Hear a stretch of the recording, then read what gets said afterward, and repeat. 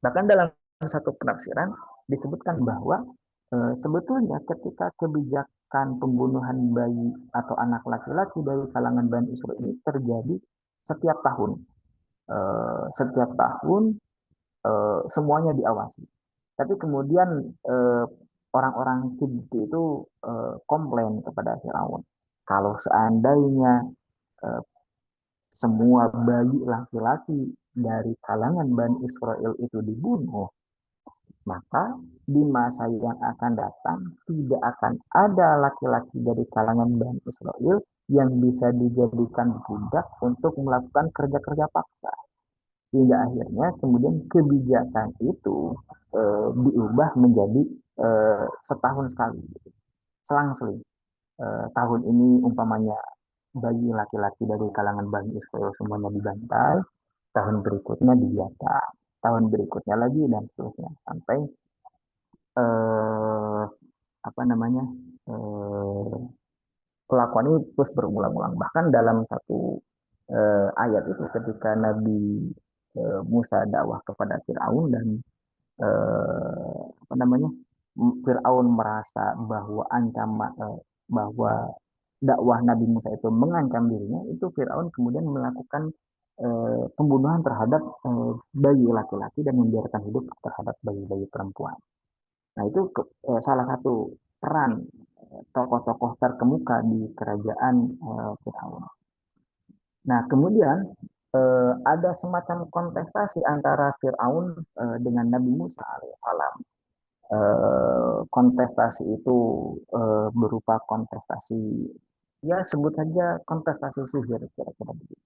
Karena Firaun kemudian memanggil penyihir-penyihir kerajaannya dan menjanjikan posisi atau kedudukan yang dekat dengannya apabila mereka berhasil mengalahkan Nabi Musa alaihissalam.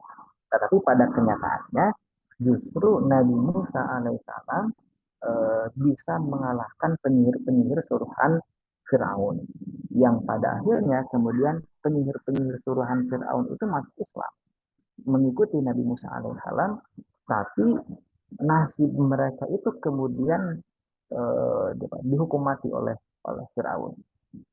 Nah, eh, kalau tadi di awal saya mengatakan bahwa Nabi Musa eh, tanda petik gagal dakwah terhadap Firaun, justru ketika Nabi Musa menghadapi para penyihir Firaun dan mereka berhasil masuk mengikuti keyakinan Nabi Musa alaihissalam, ini merupakan indikasi bahwa dakwah Nabi Musa alaihissalam itu sebetulnya berhasil. Salah satu indikasinya juga berhasil mempengaruhi atau mengajak penyihir-penyihir suruhan Fir'aun untuk mengikuti Nabi Musa alaihissalam. Eh, ini menunjukkan bahwa meskipun kita mempunyai target yang begitu tinggi, tetapi kita mencapai hal-hal yang ada di bawahnya, tidak mencapai target itu atau target dakwah itu, maka itu tidak begitu masalah.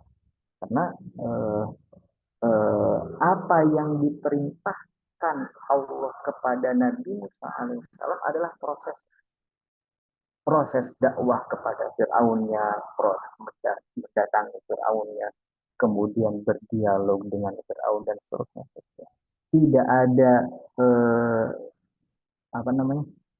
Tidak diperintahkan untuk mendapatkan hasilnya, tetapi yang diperintahkan oleh Allah Subhanahu wa taala adalah prosesnya itu.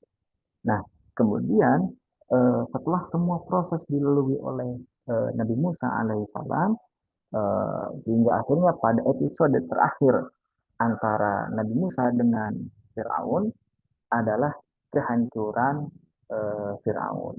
Ketika itu Firaun ditenggelamkan dan dalam Al-Quran disebutkan bahwa eh, fal yauma nunajjika bi badanika litakuna liman khalfaka ayah.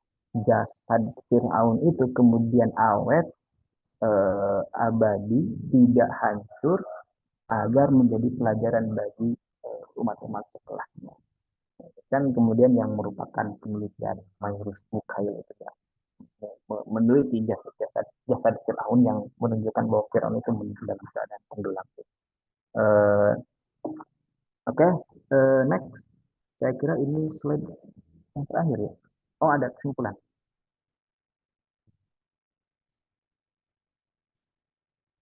Oke, ya, ya, kesimpulan. Nah, dari beberapa uraian atau kisah-kisah Nabi Musa alaihissalam dengan Firaun itu sebetulnya kita bisa menyimpulkan eh, eh, apa eh, banyak hal. Ada banyak sudut pandang yang bisa kita tarik kesimpulannya seperti di pertemuan awal bagaimana cara kita mencari ibroh dan seterusnya gitu. Tapi ada beberapa hal yang kemudian menjadi poin penting dari kesimpulan itu. Yang pertama bahwa kisah Nabi Musa dakwah kepada Firaun itu meliputi beberapa step. Yang pertama adalah dakwah kepada penguasa itu harus perintah Allah Subhanahu wa taala sebagaimana Nabi Musa diperintahkan oleh Allah Subhanahu wa taala untuk mendatangi Firaun. Kemudian waspada dan memperhatikan risiko. Ini saya kira jika siapapun berhadapan dengan penguasa yang mempunyai eh, semua kendali di wilayah itu, pasti ada resiko-resiko yang harus kita hadapi ketika menghadapi mereka. Salah satu resiko yang diterima oleh Nabi Musa kan adalah ancaman-ancaman pada keluarganya, yaitu pada ibunya misalnya. Bahkan sebelum Nabi Musa lahir, ketika lahir ibunya mendapatkan ancaman dari Firaun. Kemudian memiliki wawasan dan pengetahuan yang dibutuhkan. Kemudian memohon perlindungan dari Allah Subhanahu wa taala dan menentukan prioritas aspek dakwah. Ketika Nabi Musa menghampiri Firaun, ada beberapa permintaan atau permohonan yang dilakukan oleh Nabi Musa kepada Firaun. Di antaranya adalah selain Nabi Musa mengajak agar Fir'aun itu menyembah Allah Subhanahu wa taala, ada beberapa hal yang ringan-ringan yang dilakukan, yang diajak oleh Nabi Musa yaitu untuk melepaskan Bani Israel agar Firaun itu tidak terus-terusan menindas Bani Israel. Nah, ini menentukan prioritas aspek dakwah.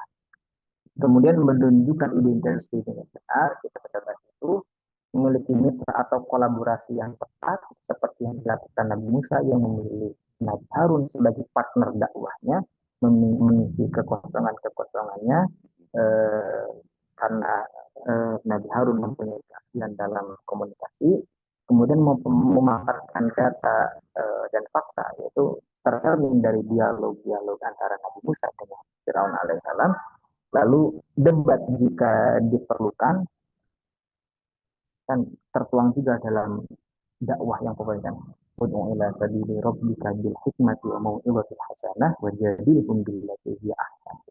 Kemudian menerapkan moral dan etika yang baik dan yang terakhir menyerahkan hasilnya kepada Allah Subhanahu wa taala.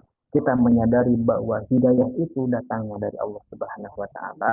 Kemudian fokus kita hanyalah proses-proses atau menjalankan perintah-perintah Allah Subhanahu wa taala adapun hasilnya Allah yang menentukan. Sama halnya juga yang dilakukan oleh Nabi Ibrahim alaihissalam, yang dilakukan oleh eh, Ashabul Kahfi. Mereka mengikuti prosesnya, me, tidak begitu direpotkan dengan hasil yang diinginkan berupa eh, masuknya Fir'aun atau Raja Namrud dan lain-lain mengikuti ajaran tauhid. Itu mungkin yang bisa saya sampaikan. Mudah-mudahan bermanfaat bagi semuanya. Mohon maaf apabila ada kata-kata yang salah. Berikutnya saya kembalikan ke moderator.